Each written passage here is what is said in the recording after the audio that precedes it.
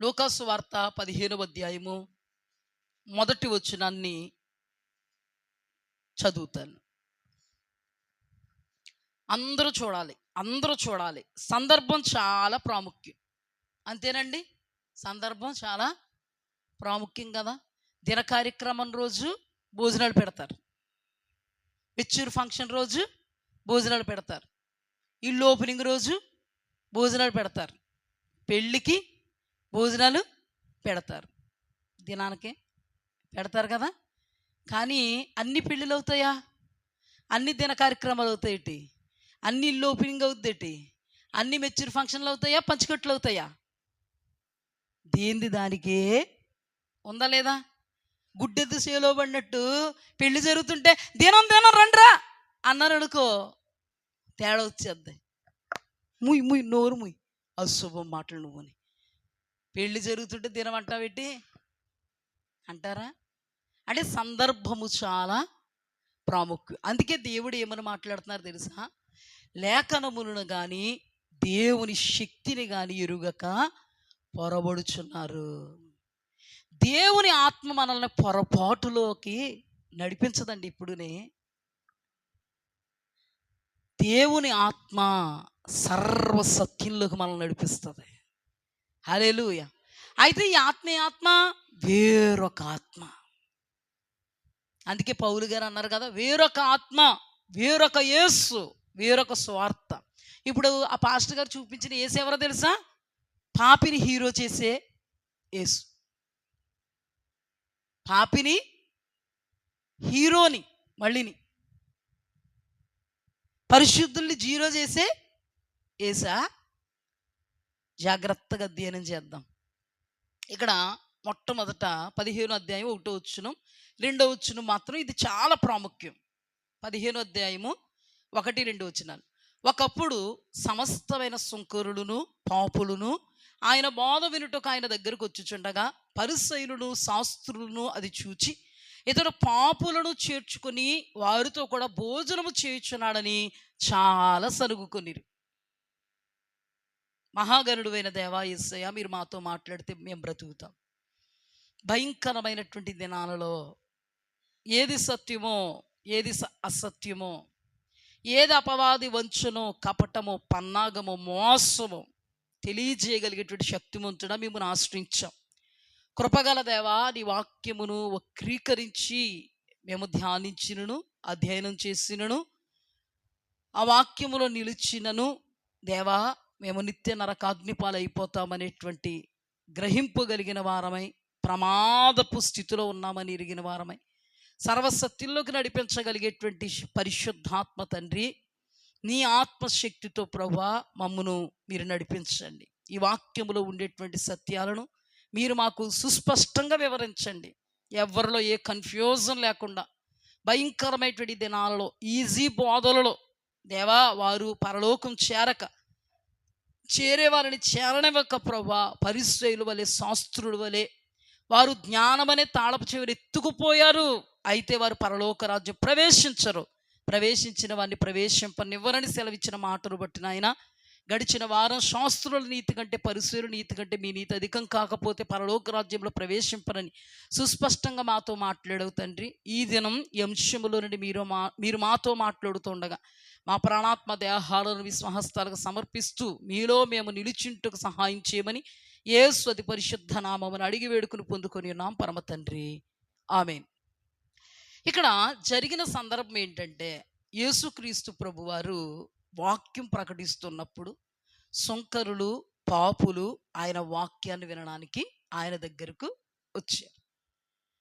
ఆయన వాక్యం చెప్పిన తర్వాత ఆయన వాళ్ళతో మాట్లాడడం, వాళ్ళకి ప్రార్థన చేయడం, అవసరమైతే వాళ్ళతో కూర్చొని భోజనం చేయడం ఆయన చేస్తున్నారు. దేవుని వాక్యంలో మనం జాగ్రత్తగా గమనించినట్లయితే సుంకరులతో పాపులతో వీళ్ళు సాంగత్యం చేయరు. ఈ యూదులు సాంగత్యం చేయరు. బెస్ట్ ఎగ్జాంపుల్ చెప్తాను, జాగ్రత్తగా వినండి. కథ చెప్పినట్టు చెప్తాను, జాగ్రత్తగా వినండి. యోహాను సువార్తలో సమరీ స్త్రీని మనం చూస్తాం. సమరయులు వాళ్ళు, అంటే పాపి అని ముద్రింపబడినటువంటి వాళ్ళు. వాళ్ళని పాపులు అని పిలుస్తారు ఈ యూదులు.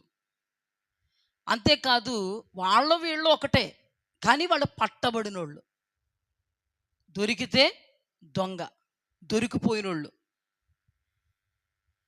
అయితే ఆమె ఏమంటారు తెలుసా? యూదుడు అయినటువంటి నీకు సమరీ స్త్రీ అయినటువంటి నాతో ఏంటి? మీరు మాతో సాంగత్యము చెయ్యరు కదా. ఈ విషయంలో శాస్త్రులు పరిసయ్యులు ఆ కాన్సెప్ట్లు ఉండిపోయారు. ఏంటంటే పాపులతో మనం మాట్లాడకూడదు, కలవకూడదు, శంకరులతో మనం కలవకూడదు, వాళ్ళెవరు? పాపాత్ములు అని అనుకున్న వాళ్ళు. దీనికి బెస్ట్ ఎగ్జాంపుల్ దేవుడు చెప్పాడు. పరిసయ్యుడు అనబడినోడు సుంకరి అనబడేటువంటి ఈ ముద్రింపబడినటువంటి పాపిని ఎప్పుడూ కూడా టార్గెట్ చేసి మాట్లాడతాడు, టార్గెట్ చేసి ప్రార్థన చేస్తాడు. ఏమనంటే, నేను చోరుల వలె, అన్యాయస్తుల వలె, ఇదిగో ఈ సుంకర వలె లేనందుకు నీకు స్తోత్రములు. అంటే ఏంటి? వీళ్ళలా మేము లేము అని వాళ్ళు అనుకుంటారు. కానీ దేవుడికి తెలుసు వాళ్ళకంటే వీళ్ళు బెటర్ అని. ఎందుకు బెటర్ అని? వాళ్ళ పాపం చేశారనా? వాళ్ళు దొరికిపోయారని బెటరా? కాదు కాదు. వీళ్ళు దొరకలేదని దేవునికి తెలిసి అలా మాట్లాడుతున్నారా? కాదు. ఆయనకి తెలుసు వీళ్ళు స్వనీతి పరులు, పరిసయ్యులు, శాస్త్రులు. వాళ్ళ తప్పిదారుడైనా చెప్పినను, వాళ్ళ వేషధారులైనా చెప్పినా మారరు. వాళ్ళు సున్నం కొట్టిన సమాధులని చెప్పినా మారరు. మీరు గుడ్డి పరిసయ్యులు అనన్నా మారరు. అందులైన మార్గదర్శకులన్నా మారరు. మీ పళ్ళెమును వెలపడ శుద్ధి చేస్తున్నారు, లోపల శుద్ధీకరించట్లేదన్నా మారరు. మీరు శృంగారముగా అలంకరింపబడినటువంటి సమాధులు అన్నా మారరు. కానీ తామే నీతివంతులు అని అనుకుని చెప్తున్న వాళ్ళ ముందు నేను ఎంత చెప్పినా వాళ్ళలో మార్పు రాదు. వాళ్ళు ఎవరు అంటే, మేము నీతివంతులు అని రూఢిగా విశ్వసిస్తున్న వాళ్ళు. వాళ్ళకి ఏదైనా చెప్తే వాళ్ళు నన్ను నమ్మరు. వాళ్ళ లోపాలు వాళ్ళకి చెప్తే వాళ్ళ లోపాలని సరిచేసుకోరు. అందుకని దేవునికి భూత వర్తమాన భవిష్యత్ కాలాలు తెలుసు కనుక వీళ్ళు పాపి అని తెలిస్తే ఒప్పుకుంటారు. హల్లెలూయా. రొమ్ము కొట్టుకుంటారు. పాపినైనా క్షమించు, పాపినైనా నన్ను క్షమించు అని రోధిస్తారు. ఆకాశము వైపుకు కన్నులెత్తుటకైనను వీళ్ళకి ధైర్యం చాలదు. రొమ్ము కొట్టుకుని మొదట వీళ్ళు తప్పిదములు వీళ్ళకి తెలిసినప్పుడు, వీళ్ళు పాపాలు వీళ్ళకి తెలిసినప్పుడు, దోష అపరాధాలు వీళ్ళకి తెలిసినప్పుడు వీళ్ళు ఏం చేస్తారో తెలుసా? వెంటనే పశ్చాత్తాపడతారో విడిచిపెడతారు. బెస్ట్ ఎగ్జాంపుల్ సమరీ స్త్రీ దగ్గర యేసుక్రీస్తు ప్రభువారు మాట్లాడుతున్నప్పుడు పశ్చాత్తాపడింది, పాపాన్ని విడిచిపెట్టింది, ఎంతో మందిని నీతిమంతులుగా తీర్చిదిద్దింది. బెస్ట్ ఎగ్జాంపుల్ జక్కయ్య పాపే. కానీ పాపి దగ్గరికి దేవుడు రాగానే పాపి తన పాపమును గ్రహించాడు. 4 గంటలు చెల్లిస్తాను, అన్యాయంగా ఎవరి దగ్గర నేను తీసుకున్నానో వాళ్ళకి నా ఆస్తి అంతట్లో సగము అమ్మి బేదలకు ఇస్తాను. వీళ్ళు ముద్రింపబడిన వాళ్ళే, అందరి దృష్టిలో పాపులే, సుంకరులే. అయినా దేవుడు వాళ్ళ దగ్గరికి వచ్చినప్పుడు, లేదా దేవుని వాక్యం వాళ్ళ దగ్గరికి వచ్చినప్పుడు వాళ్ళు ఒప్పుకుని విడిచిపెడతారని దేవునికి తెలుసు. హల్లెలూయా. దేవునికి స్తుతి కలుగుగాక. ఈ సందర్భం ఎవరికి చెప్తున్నారు? దేవుడు ఈ ఉపమానం ఎవరికి చెప్తున్నారో తెలుసా? 99 స్వనీతి పరులు మీరు, మాకు మారు మనసు అక్కర్లేదనేటువంటి నీతి పరులు మీరు. అయితే మీ విషయములో కలిగేటువంటి సంతోషం కంటే అదిగో పాపమును ఒప్పుకొని విడిచిపెట్టినటువంటి ఆ గొర్రె విషయములో కలిగేటువంటి సంతోషం గొప్పది. అంతేకాదు కింద 15:3 ఆయన వారితో ఈ ఉపమానం చెప్పాను, మీలో ఏ మనుష్యునికైనాను 100 గొర్రెలు కలిగి ఉండగా వాటిలో ఒకటి తప్పిపోయిన ఎడల అతడు 99 అడవిలో విడిచిపెట్టి తప్పిపోయినది దొరుకు వరకు దానిని వెతక వెళ్ళడా, అది దొరికినప్పుడు సంతోషముతో దానిని తన భుజముల మీద వేసుకుని ఇంటికి వచ్చి తన స్నేహితులను పొరుగు వారిని పిలిచి, మీరు నాతో కూడా సంతోషించుడి, తప్పిపోయిన నా గొర్రె దొరికిందని వారితో చెప్పాను కదా, అటువలే మారు మనస్సు అక్కర్లేని 99 నీతిమంతుల విషయమై కలుగు సంతోషం కంటే మారు మనస్సు పొంది ఒక్క పాపి విషయమై పరలోకమందు ఎక్కువ సంతోషం కలుగును. హల్లెలూయా. అయితే ఈ ఒక్క గొర్రె ఏంటి? దీన్ని బట్టి ఈ తప్పిపోయిన ఒక్క గొర్రె ఏంటి? మారు మనస్సును పొందుకున్నటువంటి గొర్రె. అర్థమైంది? ఇప్పుడు అర్థమైందా? ఈ గొర్రె మారు మనసు అక్కర లేకుండా యేసుప్రభు వెళ్ళిపోయి మారాపైన ముద్దెట్టేసుకున్న గొర్రె. చెప్పండి, మారాపైన ముద్దు పెట్టుకుంటాడా? అవకాశం ఇస్తాడు, వాక్యం ద్వారా నీతో మాట్లాడతాడు. దేవుడికి తెలుసు భూత వర్తమాన భవిష్యత్ కాలములు. వాక్యము ద్వారా నీతో మాట్లాడుతున్నా నా కోసం కాదు, నా భార్య కోసం అనుకుంటున్నావేమో, నా కోసం కాదు, నా భర్త కోసం అనుకుంటున్నావేమో, నా కోసం కాదు, నా పిల్లల కోసమే, నా కోసం కాదు, ఇరుగు పొరుగు కోసమే. నువ్వు అలాగనుకుంటే నువ్వు ఎట్టి పరిస్థితుల్లో బాగుపడవు, బాగుబోగు ఉండదు నీకు. ఇది నా కొరకే అన్నప్పుడు, నీ హృదయంలో పశ్చాత్తాపము రేగినప్పుడు, నీ పాపములు నీవు గుర్తించగలిగినప్పుడు, నీ పాపములు నీవు ఒప్పుకున్నప్పుడు, నువ్వు విడిచిపెడితే అప్పుడు పరలోకమందు నిన్ను బట్టి దేవుడు సంతోషిస్తాడో, దేవదూతలు సంతోషిస్తారో, దైవజనులు సంతోషిస్తారో. హల్లెలూయా. దేవునికి స్తుతి కలుగుగా. ఇప్పుడు ఈ ఒక్క గొర్రె తప్పిపోయిన గొర్రె, కానీ తప్పిపోయిన గొర్రె దొరికిందని చెప్పాడు ఇక్కడ. హల్లెలూయా. ఒక బెస్ట్ ఎగ్జాంపుల్ కింద చెప్పాడు. తప్పిపోయిన కుమారుడు తప్పిపోయి దూరదేశానికి పోయి తండ్రి దగ్గర ఆస్తి అంతటిని పంచేసుకుని అక్కడ ఆస్తిని కోల్పోయినప్పుడు తండ్రి వెళ్ళాడా కొడుకు దగ్గరికి? చెప్పండి, తండ్రి వెళ్ళాడా? అయ్యయ్యో నా కుమారుడు వేశ్యల దగ్గరికి వెళ్ళిపోయాడు. ఏ వేశ్య దగ్గర ఉన్నాడు? ఏమండి, ఏ హోటల్ అండి అని హోటల్లోకి వెళ్ళిపోయాడా? నా కొడుకు ఏ బెడ్రూమ్లో ఉన్నాడని వెళ్ళాడా? ఇక్కడ రాయబడదు వేశ్యలతో కలిసి ఏం చేశాడంటే పాపం చేశాడు. పాపం చేసినంతసేపు తండ్రి వెళ్ళాడా? ఇక్కడ రాయబడిన సందర్భం ఏంటో తెలుసా? ఈ మారు మనసు అక్కర్లేని 99 నీతిమంతుల కోసం చెప్పిన ఉపమానం ఇది. గొర్రెను ముద్దెట్టుకున్నాడో, మేళ మీదకి ఎక్కించుకున్నాడో, కాళ్ళు ఎరగొట్టలేదు. ఇక్కడ తప్పిపోయినటువంటి గొర్రె దొరికింది. ఎగ్జాక్ట్గా చూడండి మీరు, ఇక్కడ ఏమని రాయబడిందో 15 అధ్యాయంలోకి రండి. ఇక్కడ చూడండి, 4 నుంచి చదువుతాం, జాగ్రత్తగా చూడండి. మీలో ఏ మనిషికైనాను 100 గొర్రెలు కలిగి ఉండగా వాటిలో ఒకటి తప్పిపోయిన ఎడలా. ఇప్పుడు తప్పిపోయిన కుమారుడు ఉపమానం అందులోనే చెప్పాడా లేదా? ఆ సందర్భంలోనే చెప్పాడా లేదా? ఓకే. అతడు 99 అడవిలో విడిచిపెట్టి తప్పిపోయిన దొరికొరకు దాన్ని వెదక వెళ్ళడా, అది దొరికినప్పుడు సంతోషముతో దానిని తన భుజముల మీద వేసుకున్నాడా? దొరికినప్పుడు. ఇప్పుడు తప్పిపోయిన కుమారుడు ఉపమానంలో తండ్రి ఏమంటాడు కొడుకుతో? నీ తమ్ముడు తప్పిపోయి దొరికాడు, చనిపోయి బ్రతికాడు. అసలు తమ్ముడు తప్పిపోయి దొరికాడు, చనిపోయి బ్రతికాడని ఎందుకు చెప్పాడు దేవుడు? అక్కడే ఉపమానం. ఈ మధ్యలో ఒక ఉపమానం ఉంది, ఆ ఉపమానం మారు మనస్సు గురించే. ఆ కింద కూడా అదే ఉపమానం. ఆ ఉపమానంలో కూడా తప్పిపోయినటువంటి కుమారుడు తనకు బుద్ధి వచ్చినప్పుడు తన తండ్రి దగ్గరికి వచ్చి ఏమని మాట్లాడాడు? పశ్చాత్తాపడ్డాడు. తండ్రి, పరలోకానికి నీకు విరోధంగా నేను పాపం చేశాను, నీ కుమారుణ్ణని నేను అనిపించుకోవడానికి నాకు యోగ్యత కానీ అర్హత కానీ లేదయ్యా.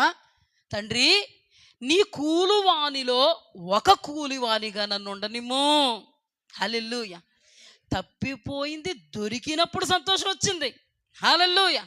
అంటే తప్పిపోయిన వాడు, నేను తప్పిపోయాను, నేను తప్పు చేశాను, నేను పాపిని, నేను అపరాధిని, తండ్రి నీకే విరోధంగా, పరలోకానికి విరోధంగా, వాక్యానికి విరోధంగా నేను పాపము చేశాను, నా పాపం నాకు తెలిసింది అని పాపమును విడిచిపెట్టి తండ్రిని వెదక్కుంటూ వస్తే అప్పుడు తండ్రి మెళ్ళ మీద ఎక్కించుకున్నాడు. హల్లెలూయా.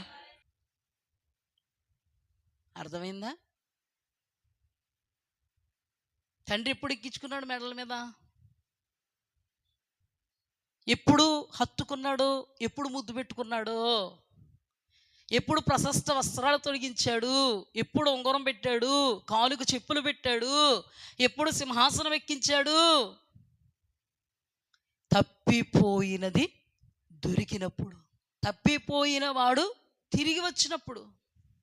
సమరయ స్త్రీ తప్పిపోయింది, దేవాది దేవుని యొద్దకు తిరిగి వచ్చింది. ఎప్పుడు? వాక్యం అనబడేటువంటి యేసు మాట్లాడుతున్నప్పుడు. హల్లెలూయా.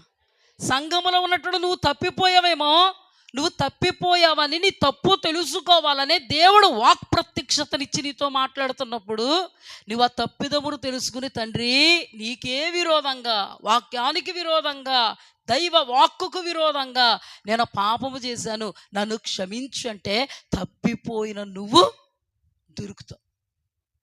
దొరికినందుకు ఆయనకు సంతోషం. అంతేగాని నేను ఎక్కడ తప్పాను, నాలో ఏముంది, నాలో ఏముంది, అసలు ఏం చూశారు మీరు, అసలు ఏం మాట్లాడుతున్నారు మీరు, అబ్బేబే నేను వైట్ పేపర్, అయ్య బాబోయ్ నేను ప్యూర్ దానిమ్మకాయ గింజల్లాగా, నేను చాలా అందం, ఆధ్యాత్మికమైన అందం, నేను ఆకర్షితురాల్ని, ఆకర్షితుడిని అని అనుకున్నావు అనుకో. పరిసయ్యుడు కూడా అలాగే అనుకున్నాడు. ఎగ్జాక్ట్గా పరిసయ్యుడు ఏమనుకున్నాడో తెలుసా? నేను నీతిమంతుణ్ణి, నేను చోరుణ్ణి కాదు, నేను అన్యాయస్తుణ్ణి కాదు, నేను ఇదిగో ఈ శంకర్ని కాదు, నేను ఏం చేస్తానో తెలుసా? ప్రార్థన. నేనేం చేస్తాను తెలుసా? ఉపవాసం. అందరూ వారానికి ఒక్కసారేమో, నేను 2. దేవుడు ఏమన్నాడు? స్వనీతిపరుడా, నీ ఉపవాసాలు మాయా ఉపవాసాలు, నీ ధర్మాలు మాయా ధర్మాలు, నీ ప్రార్థనలు మాయా ప్రార్థనలు. నువ్వు వేషధారివి, నువ్వు సున్నం కొట్టిన సమాధివి, నువ్వు పాత్రను వెలుపుడు శుభ్రపరుస్తావు, లోపల దోపచ్చు జితేంద్రత్వంతో నింపబడింది. నువ్వు గుడ్డు పరిసేయుడు, నువ్వు అందుడైన మార్గదర్శకుడు, అన్ని చదువుతుంటే దేవుడు అంటే ఏంటి? వాక్యంలో నుంచి నువ్వు దౌర్భాగ్యుడు, దిక్కుమాలిన వాడు, దిగంబరమని తెలియక నేను ధనవంతుడి, ధన సమృద్ధి చేసుకున్నాను, నాకేమి కొదువా? అన్నీ కొదువే, అన్నీ కొదువే కానీ నాకేం కొదువా? అంటే దాని అర్థం చెప్పనా? షర్ట్ అంతా చిరిగిపోయింది, ఈయనకి ఎలా కనబడుతుంది అంటే రాజవస్త్రం. పిచ్చోడికి కనబడుతుంది అలాగా. ఏ పిచ్చోడన్నా చూడండి మీరు, వస్త్రాలన్నీ చిరిగిపోయి ఉంటాయి, దాని మీద ఎంత అందంగా జేబుని, ఆ జేబులో చెప్పెడతాడు. ఎవరో పిచ్చోడు, వాడికి ఎలా కనబడుద్ది? వెర్రుడు. అందుకే దేవుడు వెర్రివాడా ఈ రాత్రి నీ ప్రాణం అడిగితే, ఆధ్యాత్మికమైన విధి విధానాల్లో వెర్రితరంతో ఉన్నావేమో జాగ్రత్త. ఆధ్యాత్మికంగా నేను ఆత్మ సంబంధంగా ధనవంతుడు అనుకుంటున్నావేమో జాగ్రత్త. నువ్వు దౌర్భాగ్యుడు, దిక్కుమాలిన వాడవు, దిగంబరమని దేవుడు తెలుసుకొని, దేవుడు ఎరిగి దైవ వాక్యములో నుంచి నిన్ను చూపిస్తుంటే, ఓయ్ చిరిగిపోయిన షర్ట్ కాదు, నేను సూట్ వేసాను, నా బ్లేజర్ కనబడుతుందా? జేబులో పువ్వు పెట్టాను, రోజ్ కనబడుతుందా?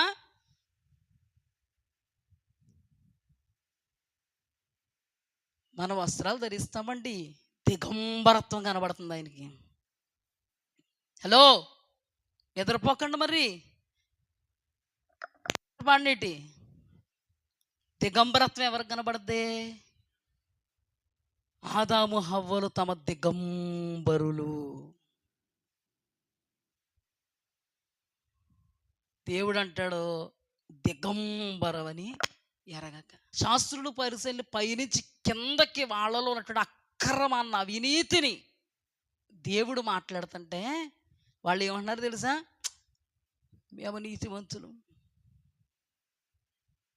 అప్పుడు అన్నారు, ఓహరి బాబు మీరు నీతిమంతులే బాబు, మారు మనసు అక్కర్లేని నీతిమంతులు మీరు, స్వనీతి పరులు మీరు, మీకు నేను అక్కర్లేదు, నా వాక్యం అక్కర్లేదు, నేను మీ ముందు వాక్యము ప్రకటించినను చెవిటోడు ముందు శంఖం ఊదినట్టుగా లెక్క. మీకు మీ వలన కలిగేటువంటి సంతోషం కంటే పాపి పాపి పాపి పాపి అని ముద్ర వేశారే, అతడు నా మాటను బట్టి పరిశుద్ధుడైపోయాడు.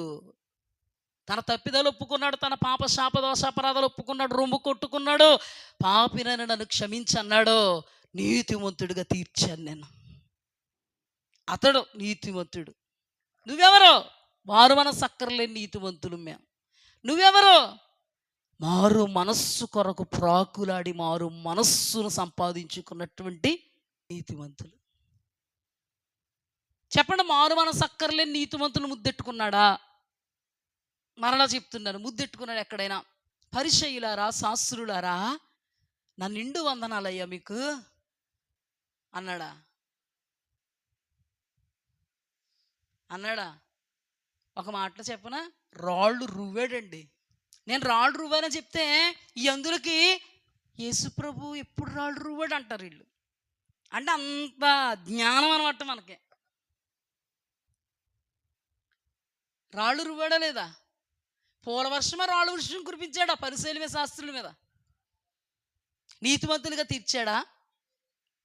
ఎవరిని తీర్చాడు? ఎవరిని బట్టి సంతోషపడ్డాడో? పరలోకం ఎవరిని బట్టి సంతోషిస్తుందని చెప్పాడు?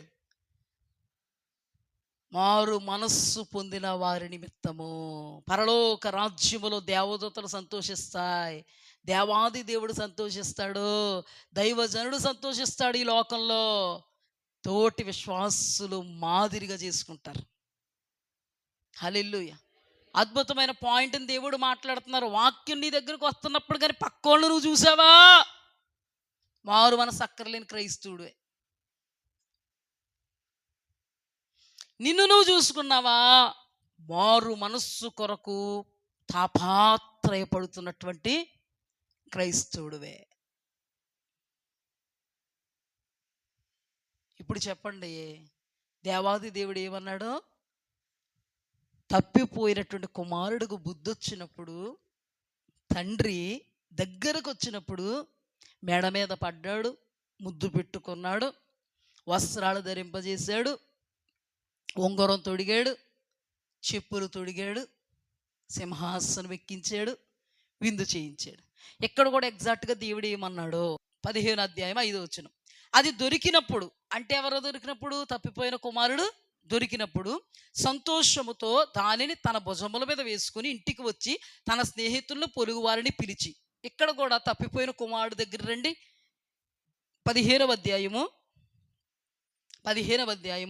18వ వచనం. లేచిన తండ్రి వద్దకు వెళ్ళి, తండ్రి, నేను పరలోకమునకు విరోధంగాను నీ ఎదుట పాపము చేసి తిని, ఇక మీదట నీ కుమారుణ్ణి అనిపించుకున్నట్టుకు యోగ్యుడు కాను, నన్ను నీ కూలి వారిలో ఒకరిగా పెట్టుకోమని అతనితో చెప్పేదని అనుకుని లేచి తండ్రి వద్దకు వచ్చాను. శంకరు కూడా ఏమనుకున్నాడు?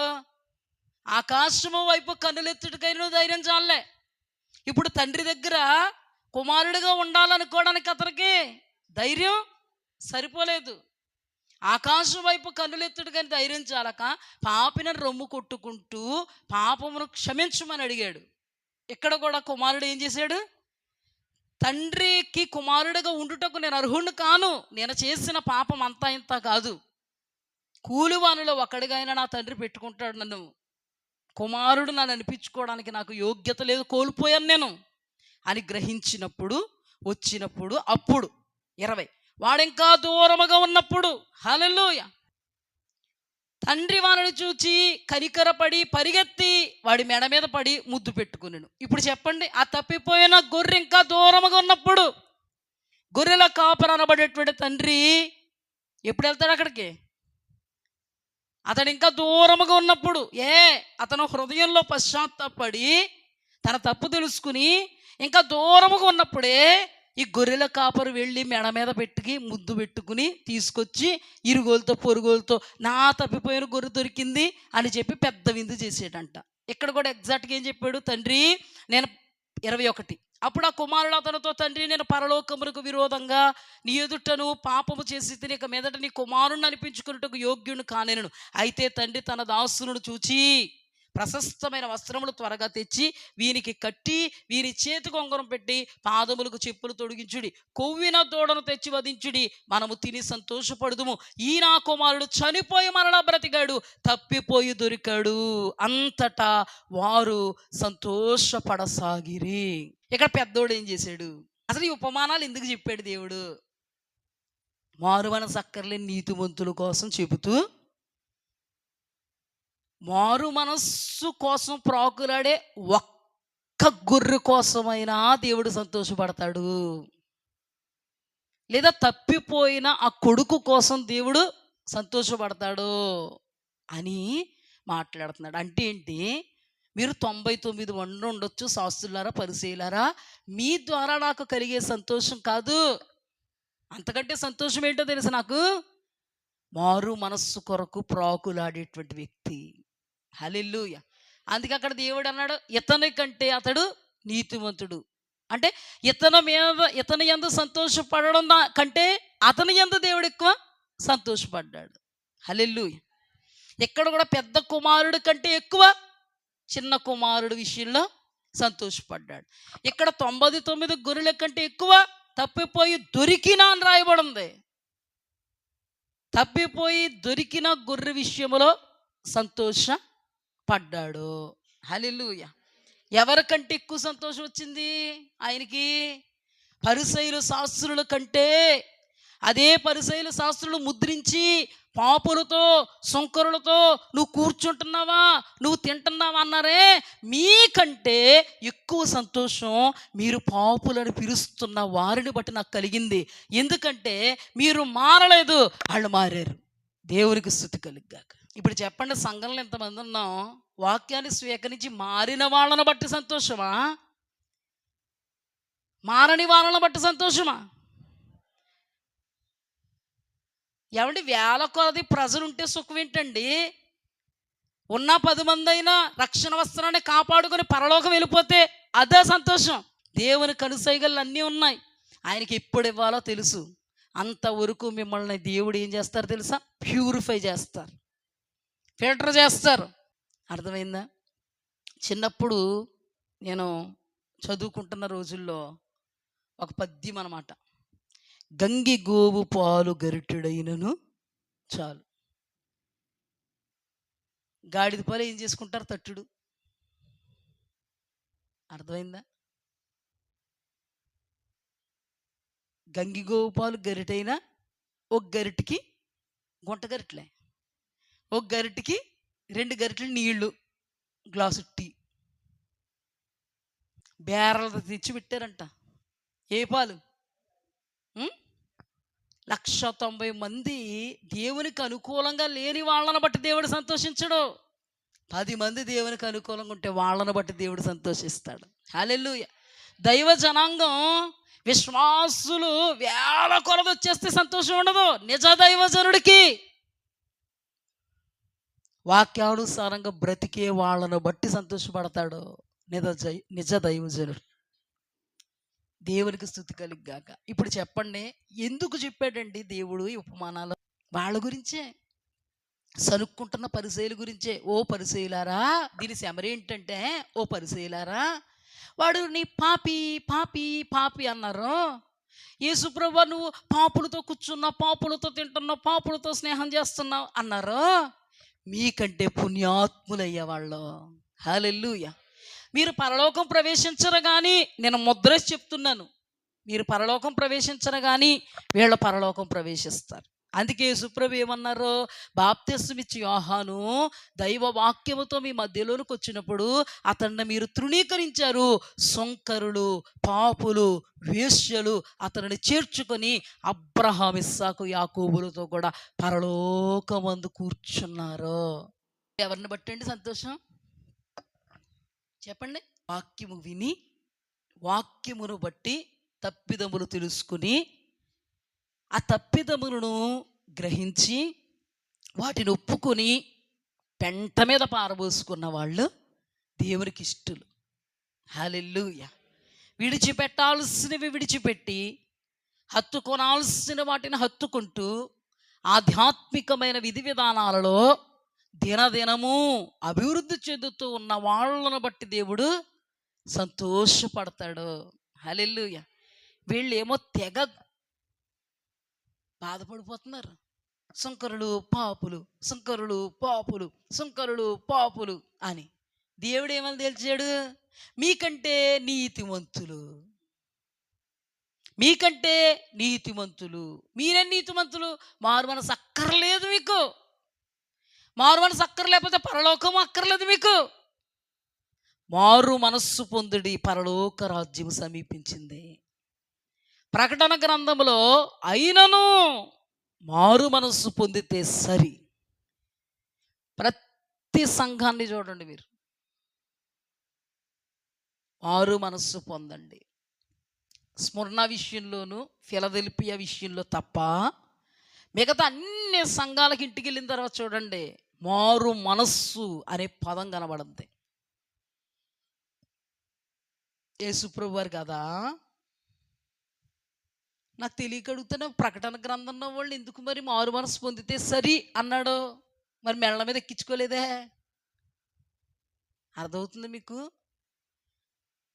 మరి పాపి అనబడేటువంటి గొర్రెను మెళ్ళ మీద ఎక్కించేసుకున్నాడంట. మెళ్ళ మీద ఎక్కించేసుకున్నాడు. ఈ పాపి అని గొర్రె ఏమైపోయిందంట? హీరో అయిపోయిందంట. మరి ప్రకటన గ్రంథంలో కొద్దో గొప్ప మంచి చేసి కొద్దో గొప్ప బలహీనతలు ఉన్న వాళ్ళని దేవుడు హీరోల కింద ఎందుకు చేయలేదు? ముద్దెందుకు పెట్టుకుంటున్నాడు? ముద్దెట్టుకున్నాడా? మరి పట్టుకోండి, పాయింట్ గట్టిగా పట్టుకోవాలి. మరి నేను ఏదంటే అదే అనకూడదు. నేను ఏదంటే అదే అన్నారనుకో, ఈ అర్థం వచ్చేది. మనకు తెలుసు అదేంటో. అలాగ ఉండకూడదు మనం. అర్థమైందా? ముద్దు పెట్టుకున్నాడా? తిట్టారా?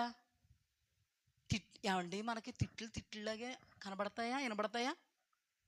ఏమండి, నీ బ్రతుకు చెడా అంటే నీ బ్రతుకు మీద ఆశీర్వాదం వచ్చునుగాక అని ఏమన్నా అర్థం అవుద్దా మీకు? అలాగేం అర్థం అవుతుంది కదమ్మా, పర్లేదు కదా, ఎన్ని చెప్పక్కర్లేదు అయితేని. మరి అంత మెల్లగా చెప్తారే. ప్రకటన గ్రంథంలో ముద్దెట్టుకున్నాడా, ముక్కు పట్టుకున్నాడా? ప్రకటన గ్రంథంలో ఎలా తిట్టాడు దేవుడు? నీ దీపస్తంభాన్ని అక్కడ నుంచి తీసి పారవేస్తాను. హెచ్చరికగా ఉందమ్మా ఇది. నా నోట నుండి ఉమ్ము వేస్తాను. హెచ్చరికగా ఉందా? మరి యేసుప్రభు కరుణామయుడని చూపించమంటున్నారేంటి? పాస్టర్ల కంటే మనోనేతలు తెరవడిపోవాలంట ఇప్పుడు. అంటే నీతో పాటు ఎగరాలన్నమాట అందులోనే. కరుణామయుడు, దయామయుడు, వెళ్ళిపోదారు రండి, ఇష్టం వచ్చినట్టు ఊగండి, ఊగడానికే ఉన్నాము, ఉయ్యాల జంబాలాట, ఈ ఊగుడు అక్కడ ఊగుతాం అని చెప్పాలి. ఇప్పుడు జోగుతాం ఎక్కడ? జాగ్రత్త సుమ. మారు మనస్సు, మారు మనస్సు, మారు మనస్సు. ఈ మధ్యలో ఒక ఉపమానం చెప్పారు చూడండి. వీటికి మధ్యలో ఈ తప్పిపోయిన కుమారుడికి ఈ 100 గొర్రెల ఉపమానానికి మధ్యలో ఒక ఉపమానం. అది కూడా సేమ్ 15:8 ఏ స్త్రీకైనను 10 వెండి నాణెములుండగా వాటిలో ఒక నాణెం పోగొట్టుకుంటే ఆమె దీపం వెలిగించి ఇల్లు ఊడ్చి అది దొరికి వరకు జాగ్రత్తగా వెతకదా అని వదిలేదు. అక్కడ ఏం చెప్పాడు? అది దొరికినప్పుడు తన చెలికత్తలను పొరుగు వారిని పిలిచి నాతో కూడా సంతోషించుడి, నేను పోగొట్టుకున్న నాణెం దొరికింది అని వారితో చెప్పాను కదా. అటువలే మారు మనస్సు పొందు ఒక పాపి విషయమై దేవుని దూతల ఎదుట సంతోషం కలుగునని మీతో చెప్పుచున్నాను. హల్లెలూయా. ఎంత స్పష్టంగా ఇన్ని ఉపమానాల్లో మారు మనస్సు పొందు పాపి, మారు మనస్సు పొందు పాపి, మారు మనస్సు పొందు పాపి అంటే అందరూ మనోనేత్రాలు తెరవబడాలని ఆయన ప్రార్థన చేస్తున్నాడు. ముందు మీ అందరూ చేయండి. ఆయన మనోనేత్రం ఏం చేయబడాలి? అందరూ అర్థమవుతుందా? అర్థమవుతుందా లేదా? దేన్ని ఎక్కువ ఫోకస్ చేసాడండి అక్కడ? ఫస్ట్ నుంచి చూడండి. ఫస్ట్ ఉపమానం, 2 వెండి నాణెముల యొక్క ఉపమానం, 3 తప్పిపోయిన కుమారుడు యొక్క ఉపమానం. దేన్ని ఫోకస్ చేస్తుంది? తప్పిపోయినది దొరికినప్పుడు. తప్పిపోయిన గొర్రె దొరికినప్పుడు, తప్పిపోయిన నాణెము దొరికినప్పుడు, తప్పిపోయిన కుమారుడు బుద్ధి వచ్చి తిరిగి వచ్చినప్పుడు, ఒక్క పాపి విషయమై పరలోకంలో సంతోషం, పరలోకములో దేవదూతలలో సంతోషం. ఎక్కడైనా మీకు డౌట్ ఉందో చెప్పాలి. పాస్టర్మ గారండి, ఆ పాస్టర్ గారు చెప్పింది నిజమేనండి. మీరండి కరుణామయుణ్ణి, దయామయుణ్ణి, కృపామయుణ్ణి కర్కశంగా చూపిస్తున్నారండి. పాస్టర్ గారు పార్టీయేనండి. ఏమండి ఎక్కడ ఉన్నారు చెప్పరు అడ్రస్, ఏం చేస్తాం, ఇక్కడ తెచ్చేసుకుంటామండి. ఈజీ బోధ బాగుందండి బాబు, ఎలాగైనా అవ్వచ్చండి. చాలా బాగుందండి బోధ మాత్రం. ఆ తర్వాత నీ బాధలో నీ తిప్పలో ఇప్పుడు మాత్రం చాలా బాగుంటుందండి బోధ. నరకానికి వెళ్ళినప్పుడు మాత్రం అగ్ని ఆరదో, పురుగు సావదో, అగ్నిగోళం గందరగోళం, అందులో నువ్వు, నీతో పాటు ఆయన.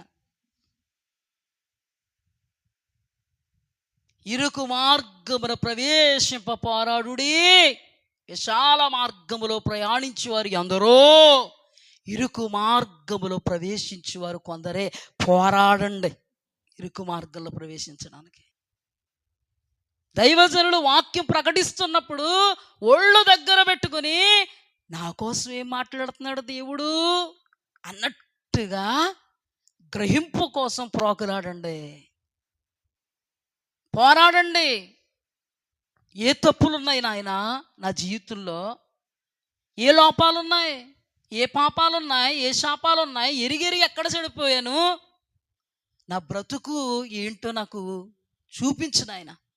కుటుంబ పక్షంగా నేను తిన్నంగా ఉన్నానా, కుటుంబ వ్యవస్థను నేను భేషుగ్గా నడిపించగలుగుతున్నానా, నా బిడ్డల విషయంలో నా బాధ్యతను నేను నెరవేర్తించగలుగుతున్నానా, భార్యను బిడ్డలను కాపాడుకునే విషయంలో నా పాత్రను నేను పోషించగలుగుతున్నానా, తల్లిదండ్రులు తల పైకెత్తే విషయంలో నా పాత్రను నేను పోషించగలుగుతున్నానా, తల్లిదండ్రుల గౌరవం నిలపగలిగేటువంటి విషయంలో నా పాత్రను నేను పోషించగలుగుతున్నానా. దేవుని వాక్యం చెప్తుంది తల్లిదండ్రులు ఎలా ఉండాలి, భార్య భర్తలు ఎలా ఉండాలి, భార్య భర్తకు ఎలా ఉండాలి, భర్త భార్యకి ఎలా ఉండాలి, తల్లిదండ్రులు పిల్లలకి ఎలా ఉండాలి, పిల్లల తల్లిదండ్రులకి ఎలా ఉండాలి, ఇరుగు పొరుగు మధ్యలో కుటుంబ వ్యవస్థ ఎలా ఉండాలి. మొట్టమొదటగా నాకు ఇచ్చిన కుటుంబం విషయంలో వాక్యానుసారంగా నేను జీవించగలుగుతున్నానా. రెండవదిగా నా ఆధ్యాత్మికమైన విధి విధానాల విషయంలోనూ నేను దేవుని యొక్క సన్నిధిలో దైవ వాక్యాన్ని చూసుకుంటూ బ్రతకగలుగుతున్నానా, నడవగలుగుతున్నానా. ఎక్కడ లోపాలు ఉన్నాయి, ఎక్కడ బలహీనతలు ఉన్నాయి, ఎక్కడ అందురాలను అయిపోయాను, ఎక్కడ కానరావట్లేదు నా స్థితి నాకు. తండ్రి నీ ముఖ కాంతులైన రహస్య పాపాలు కనబడతాయన్నావే, నీ దైవదాసులు నీ వాక్యాన్ని ప్రత్యక్షపరుస్తూ ఉన్నప్పుడు రండి నాయనా, నా రహస్యాలు నాకు బయలుపరచు, నా తప్పిదాలు నాకు తెలియపరచు, దురాభిమాన పాపములో పడిపోకుండా నన్ను ఆపు, నీతి నన్ను ఏలనీయము నా తండ్రి. వాక్యంతో సరి చేసుకోగలిగేటువంటి భాగ్యాన్ని నాకివ్వు నా దేవా. ఇదండి,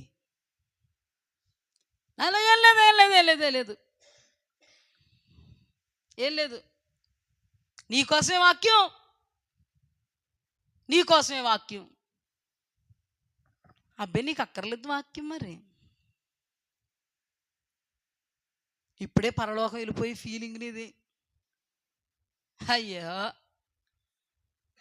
విర్రుడు అంటున్నాడంట, విర్రుడు ఏ ఓడిడు విర్రుడు అంటున్నాడంట, నా ప్రాణమా తోక ఏమీ లేదు నాకు. వాక్యాన్ని గ్రహించి వాక్యములో నిలబడి నిలబడి నిలబడి నిలబడి రాటు తేలిపోయినాను. ఇప్పుడు తమాయించుకుని నాకేం కొదువా వాక్యము నెరవేర్చే విషయంలో. ఆధ్యాత్మికంగా నేను ఎవరిని, ధనవంతుణ్ణి, ధన సమృద్ధి చేసుకున్నాను, నాకేమీ కొదువు లేదు. ఏం చేస్తావు? తింటా, తాగుతా, తిరుగుతా, ఇంకా సుఖమే సుఖం. వెర్రివాడా, ఈ రాత్రి నీ ప్రాణం పడితే ఎక్కడికి వెళ్ళిపోతావు? అమ్మ బాబు ఎక్కడికి వెళ్ళిపోతావు అన్నాడంటే ఇందులో ఏదో ఉందమ్మో. ఈ రాత్రి నీ ప్రాణం అడుగుతున్నాడు, వచ్చే నా దగ్గరికి అనలేదు దేవుడు. ఏమన్నాడు? ఈ రాత్రి నీ ప్రాణం అడిగితే ఎక్కడికి వెళ్ళిపోతావు అన్నాడు. అంతవరకు బాగుంది. ముందు నా కుమారుడా, స్నేహితుడు అనలేదు, వెర్రోడా. అయ్య బాబు ఇందులో తేడా ఉంది. అయితే నేను చెప్తున్నాను, హెచ్చరింపు ఉపదేశం వచ్చిందంటేనే నీలో ఏదో తేడా ఉందని అర్థం. ఆదరిస్తున్నాడా నిన్ను దేవుడు? గద్దిస్తున్నాడా? అంటే దాని అర్థం ఏంటంటే గద్దింపు వచ్చిందంటేనే ఏదో ఉంది. ఆయన వెర్రోడా అన్నాడంటేనే అందులో రివర్స్ గేర్ ఉంది. దేవుడు ఊరికేది మాట్లాడండి. ఇక్కడ నిలబడుతున్నటువంటి మేము ఆయన చేతుల్లో బోరల వంటి వాళ్ళం. హల్లెలూయా. ఆయన శబ్దము మీ చెవిన పడడానికి మేము సాధనములు మాత్రమే. మాట్లాడుకునేది దేవుడు. దేవునికి స్తుతి కలుగుగాక. ఇక్కడున్న యవ్వన బిడ్డలైనా, సహోదరులైనా, సహోదరులైనా, ఎవరికైనా ఒకే మాట, ఒకే బాట అనబడే మార్గం, అది వాక్య సత్యం. హల్లెలూయా. చూడండి, మన యొద్దకు దేవుని యొక్క వాక్యం వస్తూ ఉన్నప్పుడు దాన్ని మనం స్వీకరించగలిగేటువంటి సిద్ధపాటు కలిగి ఉండగలగాలి. హల్లెలూయా. సిద్ధపాటు చాలా ప్రాముఖ్యం. హల్లెలూయా. నీవు నీ దేవుని సన్నిధికి వచ్చినప్పుడు నీ నడత ఎలా ఉందో జాగ్రత్తగా చూసుకుంటే అందులో ఏం అర్థం ఉందో తెలుసా? అర్థం ఏముందో తెలుసా? నువ్వు వచ్చేసి ఆరాధించేస్తుంటే అందులో పెద్ద విశేషం ఏంటి? నువ్వు వచ్చేసి పాటలు పాడుతుంటే అందులో పెద్ద విశేషం ఏంటి? నీ నడత ఎలా ఉందో జాగ్రత్తగా చూచుకునిరా. అది సత్యమో అసత్యమో బాహాటంగా తెలియజేస్తుంది వాక్యం. హల్లెలూయా. కొంత కన్ఫ్యూజన్లో ఉన్నావేమో, మబ్బు విడగొడద్దు వాక్యం. నీ నడతను చూసుకోమన్నప్పుడు, నీ నడత నీకు కనబడుతున్నప్పుడు నీ మైనస్సులో ఇంకనూ కనబడిన వాటిని కూడా తెలియజేస్తుంది వాక్యం. హల్లెలూయా. అంతేగాని మందిరానికి వచ్చేటప్పుడు ఏమనుకోకూడదు, స్వనీతి పరుల దేవుడు నా నడతను జాగ్రత్తగా చూసుకోమన్నాడు ఏమో, కానీ ఆయనకి ఏం తెలుసు అసలు నా నడత? అసలు ఎంత ప్యూరు, నేను ప్యూర్ బిస్లరీ వాటర్, ప్యూరే. ఇక్కడికి వచ్చాక ఎన్ని మలినాలు, ఎన్ని నలకలు ఉన్నాయో తెలుస్తుంది. ఒక మాట చెప్తాను, ఎంత ప్రమాదం నిజంగా దేవుడి దగ్గరకు వచ్చినప్పుడు దేవుని వాక్యాన్ని బట్టి జాగ్రత్తగా పరిశీలన చేసుకోకపోతే ఎంత ప్రమాద పంచుల్లో మనం ఉన్నాం అనే విషయాన్ని చెప్పుకుని ఈ దినం ఇలా ముగించుకుందాం. కానీ ఒక ఉపమానము ద్వారా ఈ విషయాన్ని మనం గ్రహిద్దాం. మత్తయి సువార్త 22వ అధ్యాయము. ఈ విషయం చాలా ప్రాముఖ్యం, జాగ్రత్తగా వినండి అమ్మా. మత్తయి సువార్త 22వ అధ్యాయము 1 నుంచి నేను చదువుతాను, జాగ్రత్తగా వినండి. యేసు వారికి ఉత్తరం ఇచ్చుచు తిరిగి ఉపమాన రీతిగా ఇట్లా, నేను పరలోక రాజ్యము తన కుమారుని పెండ్లు విందు చేసిన ఒక రాజును పోలి ఉన్నది. ఆ పెండ్లి విందుకు పిలువబడిన వారిని రప్పించుటకు అతడు తన దాసులను పంపినప్పుడు వారు రానొల్లకపోయిరి. కాగా అతడు, ఇదిగో నా విందు సిద్ధపరిచి ఉన్నాను, ఎద్దులను క్రొవ్విన పశువులను వధించినవి అంతయు సిద్ధముగా ఉన్నది, పెండ్లి విందుకు రండని పిలవబడిన వారితో చెప్పుడని వేరే దాసులను పంపిన గాని వారు లక్ష్యం చేయక ఒకడు పొలమునకు మరి ఒకడు వర్తకమునకు వెళ్ళిరి. తక్కిన వారు అతని దాసులను పట్టుకుని అవమానపరిచి చంపిరి. కాబట్టి రాజుకు కోపపడి తన దండ్లను పంపి ఆ నరహంతకులను సంహరించి వారి పట్టణమును తగలబెట్టించెను. ఈ నరహంతకులు ఎవరంటే పిలువబడిన వారు. అప్పుడు పెండ్లి విందు సిద్ధంగా ఉన్నది కానీ పిలువబడిన వారు పాత్రులు కారు గనుక రాజమార్గములకు పోయి మీకు కనబడు వారందరినీ పెండ్లి విందుకు పిలవడని తన దాసులతో చెప్పాను. ఆ దాసులు రాజమార్గములకు పోయి చెడ్డవారినేమి మంచివారినేమి తమకు కనబడిన వారిని అందరినీ పోగు చేసిరు గనుక విందుకు వచ్చిన వారితో ఆ పెండ్లి శాల నిండెను. రాజు కూర్చున్న వారిని చూడ లోపలికి వచ్చి అక్కడ పెండ్లి వస్త్రము ధరించుకొనని ఒకరిని చూచి, ఇది చాలా ప్రాముఖ్యం, పెండ్లి వస్త్రము ధరించుకొనకు చూచి స్నేహితుడా ఏమని పిలిచాడు? పెండ్లి వస్త్రము లేక ఇక్కడికి ఎలాగ వచ్చితివి అని అడుగగా వాడు మౌనేయుండెను. అంతట రాజు వీని కాళ్ళు చేతులు కట్టి వెలుపటి చీకటంలోనికి త్రోసివేడి, అక్కడ ఏడుపు పండ్లు కొరుటుగుండునని పరిచారకులతో చెప్పిన కాగా పిలువబడిన వారు అనేకులు, ఏర్పరచబడిన వారు కొందరే అని చెప్పాను. ఇక్కడ చూడండి మళ్ళీ, స్నేహితుడా పెండ్లి వస్త్రము లేక ఇక్కడికి ఎలా వచ్చితివి? అద్భుతంగా అన్నాడు కదా స్నేహితుడని. శత్రువా అన్నాడా? విరోధి అన్నాడా? అంటే దాని అర్థం ఏంటంటే స్నేహితుడా అంటే ఇలా పట్టుకుని, స్నేహితుడా పెండ్లి వస్త్రము లేక ఎలా వచ్చితివి ముద్దెట్టుకున్నాడా? ఆ పాస్టర్ గారు ఏమన్నారు? కాళ్ళు ఎరగొట్టేశాడా? మరి ఇక్కడ ఏమిట్టాడు? ఇక్కడ ఏం చేశాడు? మరి చేతులు కట్టేయండి ముందు. స్నేహితుడా అన్నాడు, కరుణామయుడు. చూడండి, జాగ్రత్తగా వినండి అమ్మ వాక్యాన్ని. ఏమన్నాడు? పిలవడం స్నేహితుడని పిలిచి వదిలేడా? ఎవరక్కడ? సేవకులు వచ్చారు, కాళ్ళు చేతులు కట్టి చీకటి కుట్లో పాడేయండి, అక్కడ ఏడుపును పండ్లు కొరుకుటియు ఉండును. పిలవబడిన వారు అనేకులు, ఏర్పరచబడిన వారు కొందరే. అంటే ఇక్కడ ఒక విషయం చెప్తాను, జాగ్రత్తగా వినండి. పిలవబడిన వాళ్ళు ఎవరంటే ఇక్కడ యూదులు, అంటే దేవునికి సంబంధించిన వాళ్ళు, అబ్రహాము సంతానం. ఇక్కడ చాలా ప్రాముఖ్యం, జాగ్రత్తగా వినండి. అబ్రహాము సంతానం అని పిలువబడడానికి మనకు యోగ్యత కానీ అర్హత కానీ లేదు. మనలో మంచోళ్ళు ఉండొచ్చు, చెడ్డోళ్ళు ఉండొచ్చు. కానీ దేవుడు మంచోళ్ళైనా సరే చెడ్డోళ్ళైనా సరే పెండ్లి విందుకి తీసుకురండి. ఎందుకంటే పిలవబడిన వాళ్ళు సాకులు చెప్పారు, పనికి వెళ్ళిపోయారు, వర్తమానానికి వెళ్ళిపోయారు. కొంతమంది నేను పంపిన సేవకులు కొట్టి చంపేశారు. అందుకని మీరు వాళ్ళ ఇళ్ళన్నీ కాల్చేయండి. ఇప్పుడు రాజవీధుల్లోకి వెళ్ళి మంచోళ్ళు లేదు, చెడ్డోళ్ళు లేదు, అందరినీ కృప. ఇదండి కృప అంటే. ఏదండి కృప? నేను చెప్పే ప్రతి పాయింట్ గుర్తుపెట్టుకోండి. కృప అంటే ఏంటి?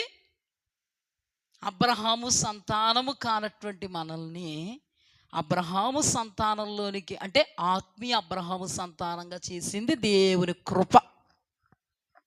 ఆయన చూపిన కృప అంటది.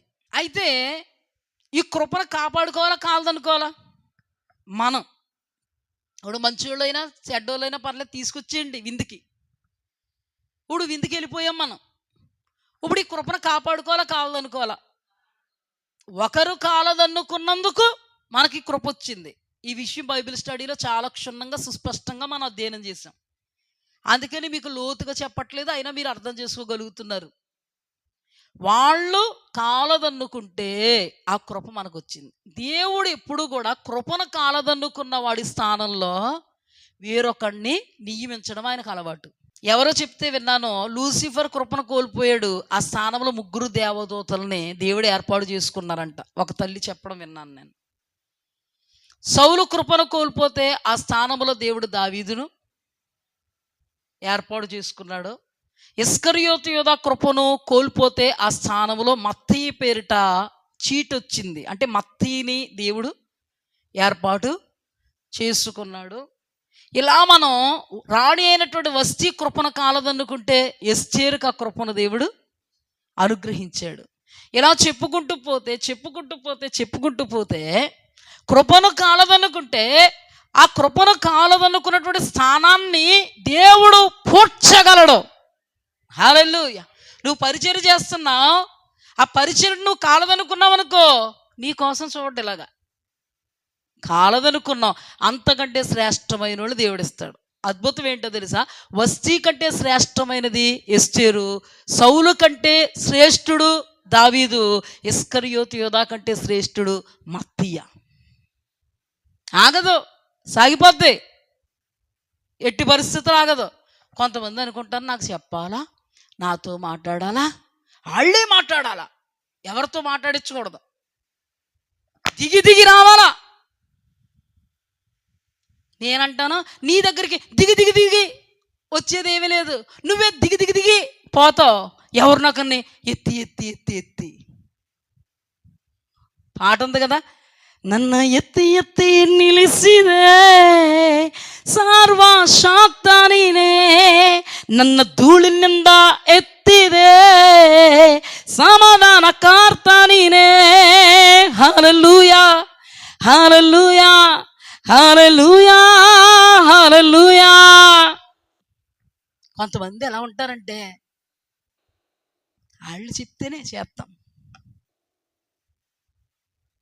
వీళ్ళు మాకు లెక్కలేదు, నువ్వు చేస్తున్నావు పెట్టి ఫోను, వాళ్ళు ఎవరో చెయ్యాలి నీ దృష్టిలో ఫోన్ నీకు. ఏ పరిచర్య చెయ్యి బాబు, పరిచర్య చెయ్యమ్మా, నాయనా నువ్వు లేకపోతే దిక్కులేదు బాబు, అమ్మా నువ్వు లేకపోతే అసలు దిక్కులేదమ్మా, నువ్వే చెయ్యాలమ్మా, చెయ్యకపోతే ఎలాగమ్మా అని అనుకోలేలా చెయ్యడు సేవకుని దేవుడు. నీ తల తన్నగలిగేటువంటి వాడిని దేవుడు లేపుతాడు. దేవునికి స్తుతి కలుగుగాక. ఎందుకో తెలుసా? ఆయన సేవకుడు, సంఘం ఆయన సంఘం, పరిచర్య ఆయనకు సంబంధించిన పరిచర్య. నీ పాదాల దగ్గరికి రావాలని నువ్వు అనుకుంటున్నావు, నీ తలవన్నగలిగేటువంటి వాడిని ఇవ్వడానికి దేవుడు ఉద్దేశం కలిగి ఉన్నాడు. హల్లెలూయా. జాగ్రత్త సుమ, కృపలను కోల్పోకండి. కృపలను కోల్పోతే మరలా రమ్మన్నా నీకు రాదు. ఇక్కడ పిలవబడిన వాళ్ళు అనబడేటువంటి అబ్రహాము సంతానం సాకులు చెప్తే కాలదన్నుకుంటే, నీకు నాకు వచ్చిందండి ఆ కృప. హల్లెలూయా. నిన్ను నన్ను విందులోనికి తీసుకెళ్తున్నాడు దేవుడు. కానీ ఈ కృపలో అందరూ కాపాడుకుంటే ఒకే ఒక ప్రబుద్ధుడంట వస్త్రం లేకుండా వచ్చి కూర్చున్నాడంట. నేను మొదట్లో చెప్పాను కదా, వీడి వస్త్రం చిల్లు చిల్లు పడిపోయిన సూట్ వేసుకున్న ఫీలింగ్ అన్నాను కదా. ఊరికే రావండి మాటలు, ఎక్కడో ఉంటుంది సింక్ లింక్. అర్థమైందా లేదా? ఏమని అనుకుని ఉంటాడో, వీర్రోడు కాదు, తింగరోడు కాదు. అందరూనేమో విందుకి వస్త్రాన్ని వేసుకుని వస్తుంటే నువ్వు వస్త్రం లేకుండా వచ్చేసావు. పాపం ఏమనుకుని ఉంటాడో తెలుసా? అంతమందిలో ఆ పిండ్లి యజమానుడు కళ్ళల్లో నేను పడతానేటి, 190 మందిలో ఉన్నా నువ్వు నిన్నే దృష్టిస్తున్న దేవుడు ఆయన. హల్లెలూయా. దేవునికి స్తుతి కలుగుగాక. మనం ఏమనుకుంటాం కదా, గుంపులో గోయిందో మనం ఏం కనబడం. ఏ పెళ్ళికన్నా వెళ్ళామనుకో, మీ అమ్మ రాలేదా అంటే ఆవిడకి తెలుస్తుంది ఏంటి, అదిగో మా అమ్మ అక్కడ కూర్చుంది. మీ నాన్న రాలేదా దిన కార్యక్రమానికే, రాపోత వీటండి ఇందాక వరకు ఇక్కడ కూర్చున్నాడు, ఇప్పుడే లెగిసిపోయాడు అన్న రకం కాదు దేవుడు. కొంతమంది ఉంటారు కదా, వీకిలి చేష్టలో, లౌకిక చేష్టలో, మనుషులు కళ్ళు గొప్పే చేష్టలో. ఆ చేష్టలో కూడా మనుషులకు తెలియకపోయినా ఎవరికి తెలుస్తుంది? తెలుస్తుందా? ఇక్కడ కూడా అనుకున్నాడు, అయ్యో బాబా ఎంతమందిలో వస్త్రం లేకపోతే తెలుస్తుంది ఏంటి, గుంపులో గోవిందం వెళ్ళిపోదాం మెల్లగానే అని అనుకున్నాడు. అద్భుతం ఏంటో తెలుసా? వస్త్రాలు వేసుకున్న వాళ్ళ దగ్గరికి వెళ్ళలేదు ఆయన, ఈ దొంగోడి దగ్గరికి వెళ్ళాడు. అంటే ఓవర్ కాన్ఫిడెన్స్ వచ్చేసాడు కదా, చూస్తాడేంటి. వస్త్రం లేకపోతే ఏమైంది, వస్త్రం లేకపోతే ఏమైంది, అడ్జస్ట్ చేసుకుంటాడు.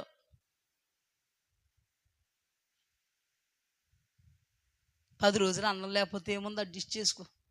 ఈరోజు అన్నం 10 రోజులకి ఆయన అడ్జస్ట్ చేసుకుంటాడండి. ఎక్కడికి వెళ్ళాడో తెలుసా? వస్త్రం లేనుడి దగ్గరికి వెళ్ళి, స్నేహితుడా వస్త్రం ఏదమ్మా, వస్త్రం ఏది నాయనా? మౌనం. ఏ చాలా ప్లాన్లు, రిహార్సల్స్, డ్రామాలు అన్నీ చేసుకుని వచ్చాను. కనబడినేమో అనుకున్నాను, పట్టబడినేమో అనుకున్నాను, చూసి చూడలేనట్టు వదిలేస్తాడేమో అనుకున్నాను. గట్టిగానే పట్టుకున్నాడు. చూసి చూడలేనట్టు వదిలే దేవుడు కాదండి ఆయన. రహస్యాన్ని దేవుడు చూస్తున్నాడు. ఇంచు బై ఇంచును దేవుడు చూస్తున్నాడు. నీ తలంపును చూస్తున్నాడు, ఊహను చూస్తున్నాడు, ఉద్దేశాన్ని చూస్తున్నాడు, స్థితిని గతిని చూస్తున్నాడు. నీ వేషాలు, వెకిలి చేష్టలు, వెర్రితనం అంతా చూస్తున్నాడు. మనుష్యుని యొక్క జ్ఞానం దేవుని దృష్టికి వెర్రితనం. ఈ మనుష్యుని యొక్క జ్ఞానం ఏంటో తెలుసా? ఇంతమందిలో నన్ను ఏం చూస్తాడు, నా దగ్గరికి ఏం వస్తాడు, అంత గుంపులో కూర్చుంటే నేను. మొత్తం విస్తారమైనటువంటి ప్రజలు. ఏమన్నా అంతమంది ప్రజలు ఎవరైనా కనబడతారండి? స్టేజ్ మీద వాక్యం చెప్తున్నాడుకు మాట చెప్పండి. సియోను పండగలకు వచ్చారు కదా, సియోను పండగల కంటే లేకపోతే క్రీస్తు శాంతి మహోత్సవాలు, పోనీ వాటికంటే ఏసన గారు అయితే ఇంకా అసలు సీమల్లా కనబడతారంట మనుషులు. అంతమంది జనాల్లో స్టేజ్ మీద ఉన్న వ్యక్తికి ఆ వస్త్రము లేని వ్యక్తి కనబడతాడా? కానీ యేసు ప్రభువుకి కనబడ్డాడు. స్నేహితుడా వస్త్రం లేకుండా వచ్చావే, మౌని. అప్పుడు అన్నాడు, అంతటా రాజు వీని కాళ్ళు చేతులు కట్టి వెలుపట చీకటలోకి త్రోసివేయుడి, అక్కడ ఏడుపు పండ్లు కొరుకుటి ఉండునని పరిచారకుడితో చెప్పాను. పిలవబడిన వాళ్ళు కృపను కోల్పోతే, సహోదరుడా నీకు నాకు దేవుడు ఆ కృప ఇచ్చాడు. ఆ కృపను కోల్పోకుండా ఉండాలంటే రక్షణ వస్త్రాన్ని కాపాడుకోవాలి. హల్లెలూయా. దేవుడు అనుగ్రహించినటువంటి నీతి అనబడేటువంటి రక్షణ వస్త్రాన్ని కాపాడుకోవాలి. ఎలా? నీతిమంతుడు ఎప్పుడవుతాడు? దేవుడు నీతిమంతుడిగా తీర్చాడు. నీతిని కొనసాగించేవాడు నీతిమంతుడు. నీతిని ఎప్పుడు కొనసాగిస్తాడు? నీకు దినదినము వాక్యముతో నీ కడుపు నింపబడుతున్నప్పుడు అప్పుడు నువ్వు నీతిని కాపాడుకోగలుగుతావు. నీకు వారానికి లేదా దినదినము నీకు వాక్యం దొరుకుతుందా? ఆ వాక్యమును నువ్వు భుజిస్తే నువ్వు నీతిని కాపాడుకోగలుగుతావు. ఏమండి, మన పర్సనాలిటీని కాపాడుకోవాలి. దినదినము భోజనం చేయడం మానేయండి. ఓ నెల రోజులకి లేగలి నీ దవళ్ళ లోపలికి పోయి, నీ పళ్ళు బయటికి కనబడి, నీ కన్నులు గుంటలు పడిపోయి, నోట్లో స్వరం లేకుండా నిన్ను చూసినోళ్ళు నువ్వా ఇలాగైపోయి పెట్టి అంటారనరా? మళ్ళీ మీరు ఎక్కడికి వెళ్ళకండి, అబ్బే తింటున్నామండి, నీరైపోతుందండి, బెంగలండి, చీకులండి, చింతలండి, అక్కడ కదమ్మా. అది చెప్పట్లేదమ్మా నేను. పాయింట్, కోణం ఏం చెప్తున్నాను అదే వినాలి, పక్కన ఎత్తుక్కోకూడదు. నేను ఏం చెప్తున్నానో అది వినాలి. ఎలా ఉంటుంది అప్పుడు? గుర్తుపట్టగలవా? బలం ఉంటుందా? పర్సనాలిటీని చక్కగా మెయింటైన్ చేయగలవా? చూడడానికి అగ్లీగా ఉంటావు, భయం వేసేలాగా ఉంటావు అనమాట. ఏమని చెప్పుకుంటారో తెలుసా? నిన్ను బాగానే ఉండేది ఈ మధ్య,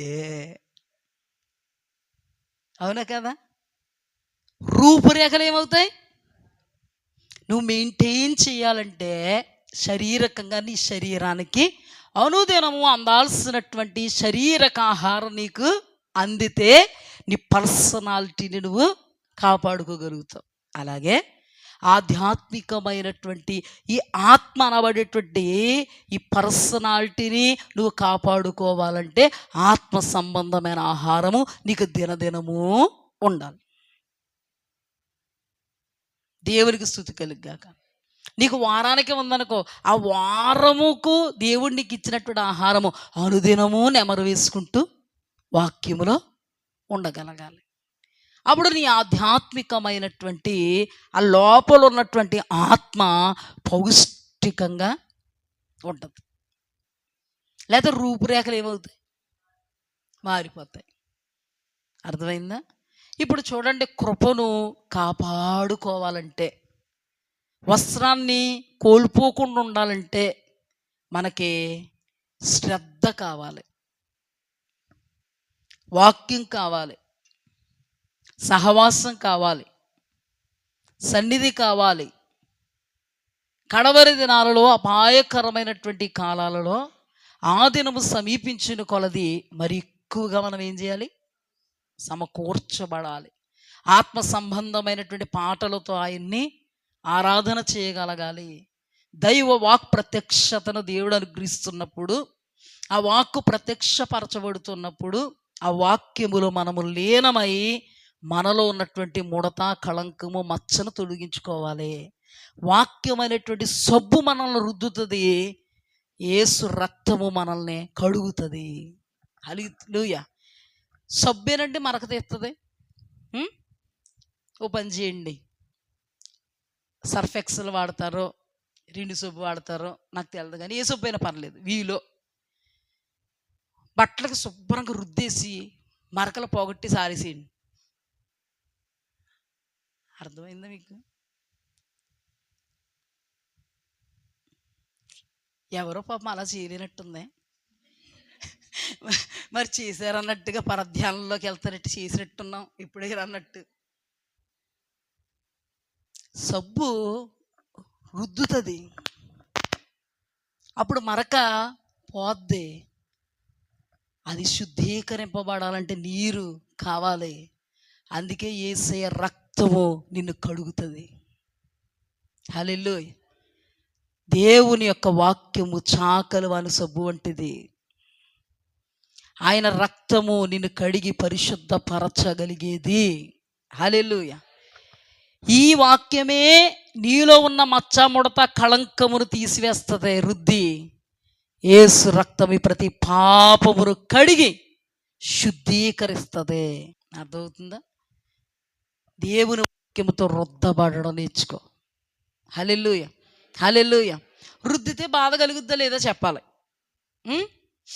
మీరు ఎవరన్నా బాధపడిపోయి చాలా బాధ వచ్చేస్తుంది బాబాయ్, అనవసరంగా వెళ్తున్నాం కానీ పోట్లు పొడిసేస్తున్నారు పాస్టర్ గారు, ఎందుకులే బాబా రావడం మానేద్దాం, మారబడేద్దాం, ఎందుకొచ్చింది కానీ అని అనుకుంటావా? అనుకుంటావా? నీ మరకలు పడినటువంటి నీ వస్త్రం రుద్దబడితేనే కదా మరి మరకలు పోతాయి. అవునా? ఇప్పుడు నీ ముడత, మచ్చ, కళంకము రుద్దబడితేనే కదా పోద్ది. మరి రుద్దపడడం అంటే చాలా తేలిగ్గా ఉంటుందా? ఓ పని చేయి, బట్టలు ఉతికినప్పుడు ఇలాగని, నువ్వు బట్టలు ఉతికినప్పుడు ఇలాగన, నువ్వు స్నానం చేసినప్పుడు ఇలాగంటే తేడా వచ్చేద్ది. మరి ఎలా రుద్దాలి చెప్పండి? నీ శక్తిని ఉపయోగించి రుద్దాలి. ఎంతవరకు రుద్దుతో చెప్పు? రుద్దాలండి ఎప్పుడు వరకు? మరకపోయేంత వరకు. హల్లెలూయా. నువ్వు దేవుని దృష్టిలో ప్యూరిఫై కావాలంటే, ఫిల్టర్ కావాలంటే, అద్భుతంగా దేవుని వాక్యముని యొద్దకు వస్తున్నప్పుడు, చాకలివాని సబ్బుని యొద్దకు వచ్చినప్పుడు నువ్వు రుద్దుడు. హల్లెలూయా. అందుకే దేవుని వాక్యంలో నువ్వు రుద్దే సబ్బు అనలేదు, అక్కడ చాకలోడు రుద్దే సబ్బు చాలా బాగుంటుంది, గట్టిగా ఇంకా మరకలు పోయి తెల్లగా వచ్చేస్తుంది అంట. తెలుసా మీకు? మనం ఉతికితే అంత అలా వద్దా? అందుకే దేవుడు అన్నాడు, నేను చాకలివాని సబ్బును. ఇది మరకపోయే వరకు రుద్దుద్ది, ఇది శుద్ధి అయ్యే వరకు బాదుద్ది. అందుకే వాక్యం వచ్చేటప్పుడు ఏమవుద్దండి? గద్దింపు ఏమవుద్ది? చివుక్కుమంటుంది. ఖండింపు ఏముంటుంది? నరికినట్టుగా ఫీల్ అవుతాం. బుద్ధి చెప్తుంటే ఎలా ఉంటుంది? ఇంకెప్పుడు ఇయ్యనా అలాగానున్నారా అంటున్నారు. ఇటు మరి అలాగానున్నారు కనుక గద్దింపు వస్తుంటే దేవా స్తోత్రమను, హల్లెలూయా. ఖండింపు వస్తుంటే అయ్యా మీకు వందనమను. నిన్ను దిద్దేది వాక్యం. హల్లెలూయా. దిద్దుబాటు నీకు అసహ్యం కాదు, వాక్యము నీకు వెక్కసం కాదు, దిద్దుబాటు నీకు తైలాభిషేకమే. హల్లెలూయా. అప్పుడు నీ వస్త్రము తళతళ మెరుస్తుందండి. హల్లెలూయా. దేవుని వాక్యంలో రూపాంతర అనుభవంలో రాయబడిన మాట ఏంటో తెలుసా? ఏ చాకలియు చలువ చెయ్యలేనంతగా ఆయన వస్త్రములు దగదగ మెరిసెను. నీ వస్త్రము కూడా దగదగ మెరియాలి అంటే రుద్దేటువంటి వాక్యము నీకు కావాలి. ఈ రుద్దేటువంటి వాక్యము నీ వస్త్రమును దగదగలాడేలాగా మారుస్తుంది. హల్లెలూయా. మెరిసేలాగా చేస్తుంది. ఆ వస్త్రం లేక మనోడు ఏం చేశాడు? వస్త్రానికి డాగులు మచ్చలు మరకలు ఉన్నాయి ఆయనకి. ఈయన ఏమనుకున్నాడో తెలుసా? పెళ్ళికి వెళ్ళేటప్పుడు డాగులు మచ్చలు మరకలు ఎందుకో కుదిరేసి వెళ్ళిపోదాం. అజ్ఞాని కాదు, అవివేక్ కాదు, మందమతి కాదు, వెర్రోడు కాదు. ఎప్పటికప్పుడు ఉతుక్కుంటే అన్ని మరకలు ఉంటాయండి. మీరు ఎప్పుడన్నా గమనించారా? ఎక్కువ మరకలు అయిపోయాయి అనుకో, అప్పుడు నువ్వు ఉతికేవనుకో మరకలు పోవడానికి ఎంత టైం పడుతుంది? పోతాయండి అన్నిని? చెప్పండి. కాయగని పడినట్టుంటాయా? ఎప్పుడు మరకప్పుడు. అంటే స్కూల్ పిల్లలు వస్తారు కదా, రాగానే ఆమె తింటున్నప్పుడు కూర పడిపోయింది అనుకో, నువ్వు చాలా తెలివితేటలు కలిగిదాను, ఇప్పుడు ఇప్పే షర్టు అని నువ్వు నానబెట్టి ఉతికేసేవంటే వెంటనే పోద్దా? నువ్వు బద్దకస్తురాలు. ఒరే అన్నం తినేరా, ఆడుకుంటావా? ఆడేసుకో. పడుకుంటావా? ఈ బట్టలతోటి పడుకో. 2 రోజులు అయ్యొచ్చు, సాకులోడు వస్తాడు, ఆడికి వేస్తాను. నువ్వు ఉతకను ఎందుకు? సాకలోడు ఉండగా నేను ఉతకడం ఎందుకు? ఆ సాకలో మీ పాపం ఉతికిన డాగు వెంటనే కడుక్కున్నావు అనుకో, డాగ్ కనబడదు, మచ్చ కనబడదు. వెంటనే కడుక్కోలేదనుకో మచ్చ మాత్రం కనబడద్ది. ఈ వాక్యము వెంటనే కడుక్కోవడానికే నీకు అవకాశం ఇస్తుంది. హల్లెలూయా. హల్లెలూయా. అందుకేనండి దేవుడు వాక్యానికి అంత ప్రియారిటీ ఇచ్చాడు. ముడతైనను కళంకమైనట్టు మరి ఏదైనా లేక మహిమ కలిగిన అనుభవాల్లో నిలబడడానికి ఈ వాక్యం నీకు ఆస్కారంగా ఉంటుంది. ఇప్పుడు చెప్పండి అమ్మా, వాక్యాన్ని స్వీకరిద్దామా? గద్దింపు వచ్చిందంటే జాగ్రత్త పడదామా? ఖండింపు వచ్చిందంటే, దేవుడు బుద్ధి చెప్తుంటే పక్కింటోడు కనుకుందామా? పక్కింటోడు కనుకుందామా? మా ఆవిడ కనుకుందామా? మా ఆయన కనుకుందామా? ఎవరికే? నాకే. దైవజనులమైన మేమేమి అతీతులం కాదు. విశ్వాస జనాంగమైనటువంటి మీరు మాకంటే అతీతులేమి కాదు. అందరికీ వాక్యం. హల్లెలూయా. ఈ వాక్యం మనం సరిచేస్తుంది. ఈ వాక్యాన్ని చెవితో విని ఈ చెవితో వదిలేకండి అమ్మ, మళ్ళీని ఇది ఒకటి ఉంది, ఈ చెవిలోకి వెళ్తుందంట, సేదొచ్చేద్దంట. అలాగానే వస్తుందా మీకు? అద్భుతంగా గుర్తుండాలండి వాక్యం. పాస్టర్ గారు అంటారు కదా, 3 సంవత్సరాల క్రితం ఏ మాటలు మాట్లాడుకున్నామో అర్థమవుద్దంట, గుర్తుంటుందంట. కానీ దేవుని వాక్యం ఎందుకు? అపవాది ఎత్తుకుపోయేవాడు ఒకడున్నాడు, వాడికి అవకాశం ఇవ్వకు. హల్లెలూయా. 3 సంవత్సరాల క్రితం ఏమన్నావో అలాంటివి మాత్రం ఎత్తుకెళ్ళడం, ఎట్టి పరిస్థితులు ఎత్తుకెళ్ళడం. ఇంకా పక్కకు వచ్చి గుసగుసలాడతాడు. మర్చిపోయావా స్నేహితురాలా? మర్చిపోయావా అబ్బాయి ఏమన్నాడో తెలుసా? సిగ్గులేదు మాట్లాడుతున్నావు అంటాడు. కానీ దేవుని వాక్యం మర్చిపోయేలా చేస్తాడు. దేవుని వాక్యం ఎంత శక్తివంతమైంది అని తెలిసినను ఎగ్గొట్టేలాగా చేస్తాడు. ఎంత శక్తివంతమైందని తెలిసినను పనుంది అనేలాగా చేస్తాడు. ఎంత శక్తివంతమైందని తెలిసినను ఫంక్షను చేస్తాడు. అందుకే ఎట్టి పరిస్థితులు లొంగకండి, దేవుని వాక్యానికి ప్రియారిటీ ఇద్దాం. మీకు సెలవులు కావాలంటే మేమే ఇస్తాం. హల్లెలూయా. అందరూ చక్కగా విన్నందుకు దేవుడికి స్తుతి కలుగుగాక. ఎవరో కనురెప్పయ్యలేదండి ఈరోజు. దేవునికి స్తుతి కలుగుగాక.